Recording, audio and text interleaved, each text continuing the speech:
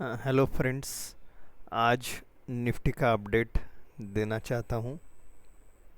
जो मैंने कल बोला था कि ये थर्ड वेव की पर्सनालिटी नहीं दिख रही है, ये साइडवेज हो रहा है काफ़ी।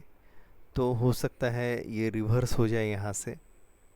मगर अभी ना मेरे मन में दो पॉसिबिलिटीज़ क्रिएट हो रहे हैं। तो वो पॉसिबिलिटीज़ बताने से पहले ये बता दूँ कि मैं कोई से भी रिसर्च एनालिस्ट या क्या कहते हैं, SEBI registered rather research analyst तो नहीं हूँ। मैं अपना व्यू बना रहा हूँ निफ्टी पर खुद के लिए, और इलियट वेव के आधार पर।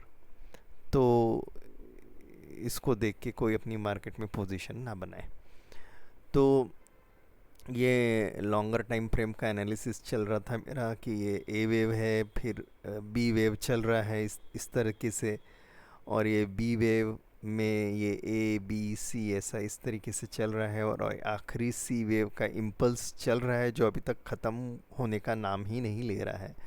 ये इम्पल्स पता नहीं कहाँ तक जाए, शायद ये गैप यहाँ पड़ी है एक, इसे फिल करने जाए।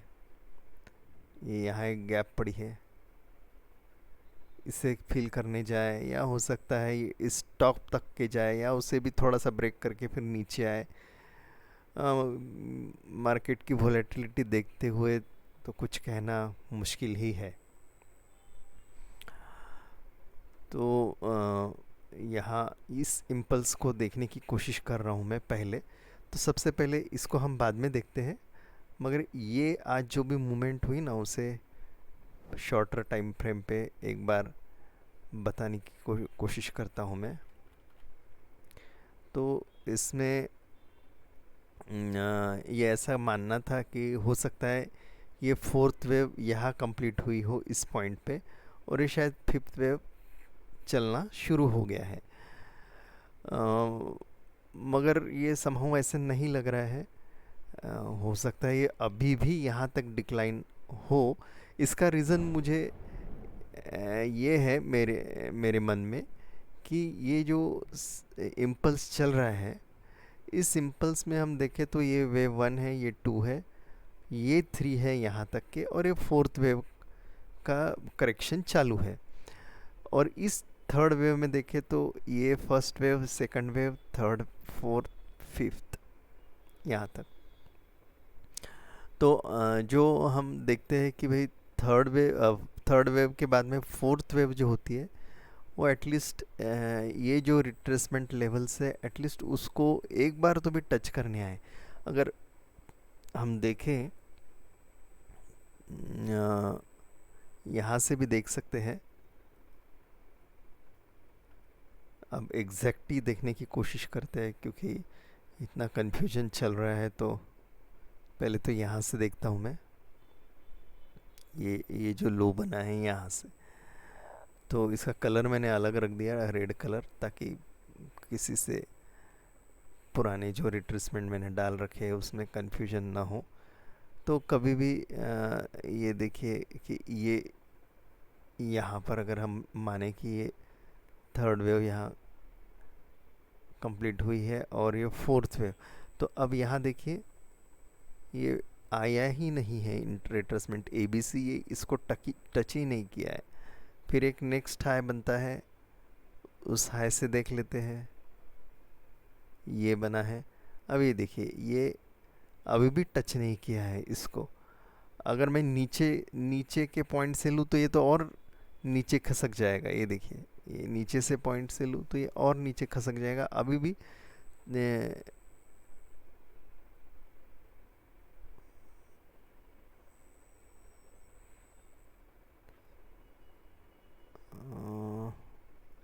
क्या हो गया, यहाँ से देख रहा था मैं।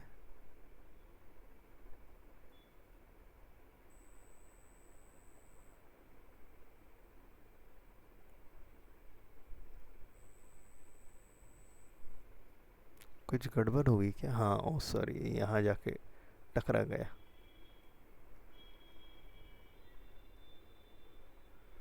ये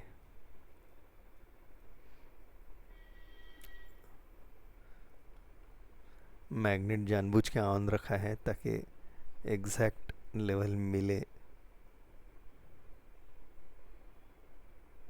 हाँ ओके। अब तो इस पॉइंट उस पॉइंट से देखूँ तो ये अभी भी, ये रेड रेड को देखते हैं, अभी भी वो नीचे इसे टच नहीं किया है। उसके बाद ये नेक्स्ट हाई बनाया है यहाँ पे, तो ये भी अभी तक टच नहीं किया है। उसके बाद और एक हाई बन चुका है, तो ऑब्वियसली वो तो आया ही नहीं है वहाँ तक। और नेक्स्ट हाई ये बना है,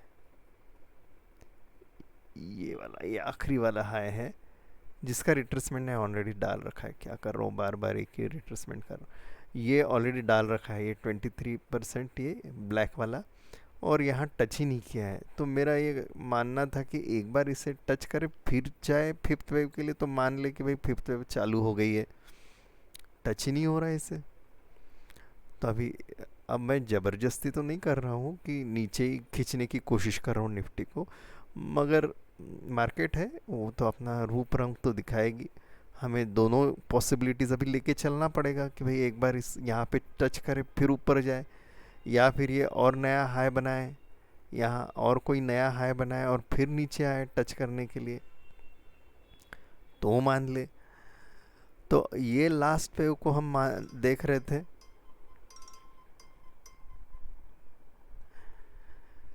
कि ये शायद 1 हो, 2 हो, और फिर थर्ड वेव, और फिर फोर्थ वेव आके फिफ्थ वेव आएगा, नीचे आएगा, टच करेगा। मगर यहाँ पे क्या हुआ ना गड़बड़, यहाँ पे एक गड़बड़ ऐसा हो गया कि यहाँ पर 1 2 3 4 5 अच्छे से दिख गया, और ये यहाँ तक पहुँचा ही नहीं। तो थोड़ा सा डाउट सा चालू हो गया। फिर नेक्स्ट क्या हुआ कि बाद में प्राइस साइडवेज हो गया, और वो साइडवेज होते होते ये 38% के थोड़ा सा ऊपर भी आ गया था। तो ये 38% के ऊपर आ गया, तो लग रहा था कि शायद अभी तो भी गड़बड़ हो रही होंगी, शायद ये नीचे आए ही ना यहाँ तक, पता नहीं। अब तो हो गया कि ये और एक नया लो बना दिया यहाँ पर, और अब ये 38% तो तोड़ ही चुका है प्राइस। और यहाँ अगर हम देखें तो ये क्लियर क्लियर दिख रहा है हमें, ये इम्पल्स है, ये proper A B C correction है। उसके बाद ये फिर से इम्पल्स है, फिर ये करेक्शन, और ये फिर मतलब ये ए बी सी बन चुका है, और ये ए बी और ये सी का प्रोग्रेस चालू है। और उस सी में हमें वेव 1 2 3 दिख रही है। हो सकता है 4 बने, फिर 5th बने, और फिर और ऊपर ऐसे करके। मतलब मेरा कहने का मतलब ये है कि ये वेव 1 बने, ये 2 बने, फिर ये 1 2 3 3 तो हमें पता नहीं रहता कहाँ बने, फिर 4, फिर 5th बने, और फिर उसके बाद 2 का रिट्रेसमेंट आया, और फिर और ऐसे करके तो वेव 5th प्रोग्रेस कर सकता है, ये एक पॉसिबिलिटी है। और उसमें और एक ये हो रहा है कि ये भी इम्पल्स दिख रहा है यहाँ, यहाँ ये इम्पल्स दिख रहा है। और दूसरा देखें तो अगर मैं इसका रिट्रेसमेंट डालता हूँ, ये हाई था, ये अगर मैं रिट्रेसमेंट डालता हूँ तो ये एग्जैक्टली 60-70% से ज़बरदस्त बाउंस दिया है।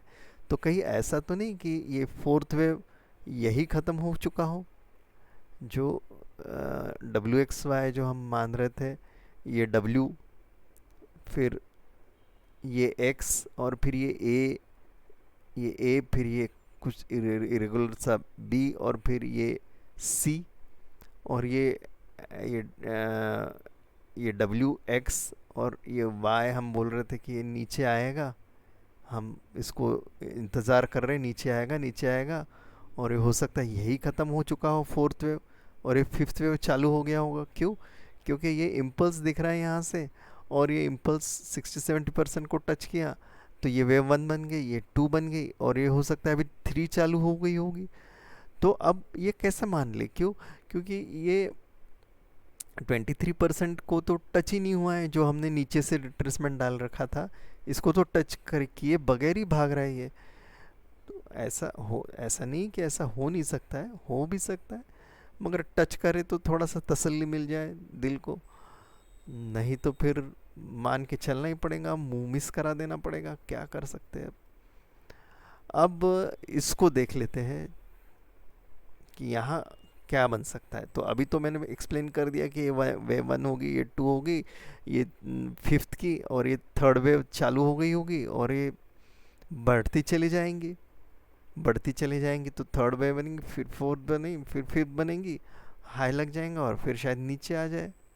पता नहीं यहाँ यहाँ जाके टच करे, यहाँ जाके टच करे, वो गैप फिल करे उधर जो मार्क करके रखी है मैंने, वैसा हो।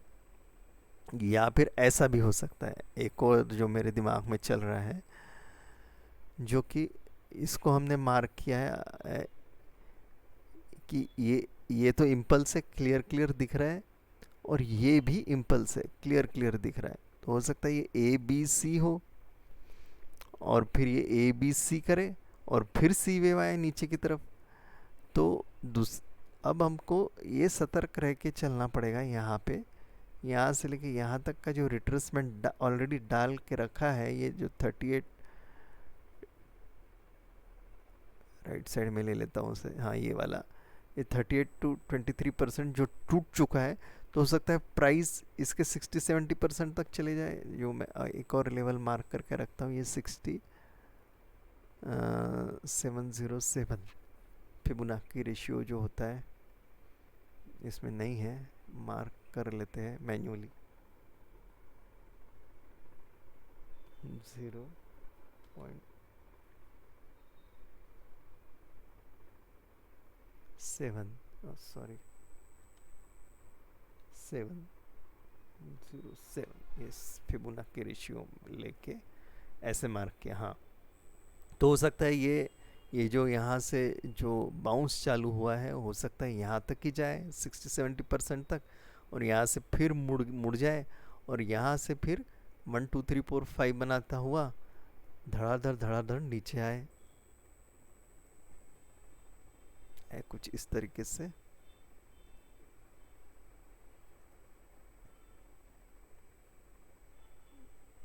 अजम्पशन पे चलना तो नहीं चाहिए, मार्केट है, यहाँ तक जाए और फिर 1 2 3 4 और ये 5 बनाता हुआ ऐसे नीचे आए, और फिर यहाँ से फिफ्थ वेव का प्रोग्रेशन चालू हो, ऐसा हो सकता है।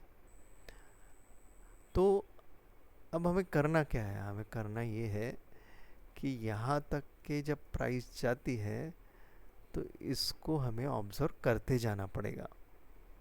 और जैसे ही अब ये तो क्लियर कट 1 2 बना है, मतलब ए बना है, बी बना है, और ये सी का प्रोग्रेस चालू है, तो ये सीधा सीधा यहाँ से ऐसा हम ये रिट्रेसमेंट डालते जाएंगे, ऐसा डालते जाएंगे। और जैसे ये 38% ये नीचे की तरफ, इसको मैं रेड कर देता हूँ ताकि थोड़ा, बहुत सारे रिट्रेसमेंट हो रहे हैं। हाँ, तो ये जैसे ये नीचे की तरफ तोड़े तो फिर नीचे की तरफ आ जाएंगे, नहीं तो इससे जाने देंगे। अब क्या करेंगे, जाता है तो जाने देंगे।